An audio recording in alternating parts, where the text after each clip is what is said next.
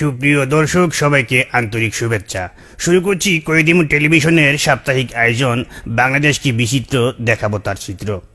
আমাদের আজকের বিষয় 70 গেল 80 গেল মাগার যৌবন গেল না।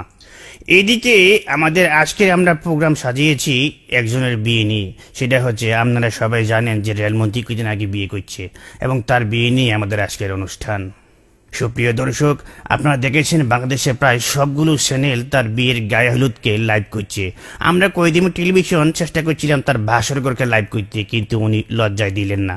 যাগুয়া স্বামী দিকে আগুয়া আমরা চলে যাচ্ছি আমাদের প্রোগ্রামের ভিতরে। শুরুতেই তার বিয়ে নিয়ে আমরা শুনবো কিছু বিশিষ্টজনদের মতামত। আসলে 70 বছরের ইঞ্জিনের সাথে নতুন বগি কিভাবে চলবে আমার বুঝে আসে না। তবে হ্যাঁ, যেহেতু ইঞ্জিনের সাথে বগি লেগেছে, ভালো চলুক, এটা আমরা সবাই চাই। তবে হ্যাঁ, পদ্মা সেতু কিন্তু হবেই। হ্যাঁ, না এখন ওই মাটি পরীক্ষা চলছে, পদ্মা সেতু হবে এবং সেই সেতুর উপর দিয়ে এই বগি এবং ট্রেন কিন্তু চলবে। এই নিয়ে রাজনীতি করার কিছু নেই। আসলে মজিব ভাই এই বয়সে বিয়ে করেছে, আপনি তো কয়দিন পরে ঠিকই মারা যাবেন, কিন্তু মেয়েটি কি করবে, সে তো জ্বলে পড়ে মরবে।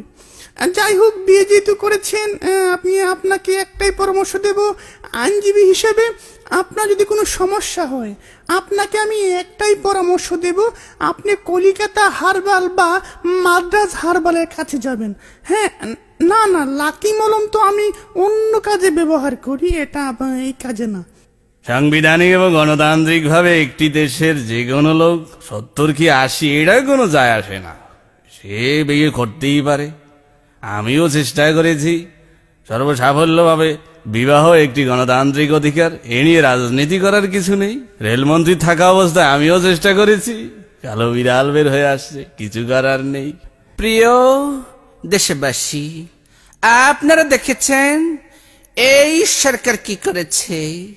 বাল্য বিবাহ যেরকম অপরাধ, এই বৃদ্ধ বিবাহ কিন্তু একটি অপরাধ। এই সরকারের মন্ত্রী কি যেন নাম, রেলমন্ত্রী, একটি অল্প বয়সী মেয়েকে বিবাহ করেছে। এখন এই মেয়েটির কি হবে? যাই হোক, আমরা ক্ষমতায় গেলে ওকে রিমান্ডে নিয়ে হাত পা বেঁধে দেখব কত জোর হয়েছে। আমরা তীব্র নিন্দা জানাই। আগামী ঈদের পর তীব্র আন্দোলন হবে। হ্যাঁ, ঈদের পর কোন ঈদ সেটা জানিয়ে দেব। সুপ্রিয় দর্শক, সবার কথা শুনে আমার একটা জিনিস মনে হচ্ছে, কবি বলেছিলেন আমাদের দেশে হবে সেই ছেলে কবে যে 70 কিংবা 80 বছর বয়সে বিয়ে করতে যাবে। সবাইকে ধন্যবাদ। আবার দেখবেন আমাদের বিচিত্র অনুষ্ঠান বাংলাদেশ কি বিচিত্র, দেখাবো তার চিত্র। আজকের মতো এখানে বিদায় নিচ্ছি, ধন্যবাদ। কয়েদিমু টেলিভিশন একটি দীর্ঘমেয়াদী অস্থায়ী চ্যানেল।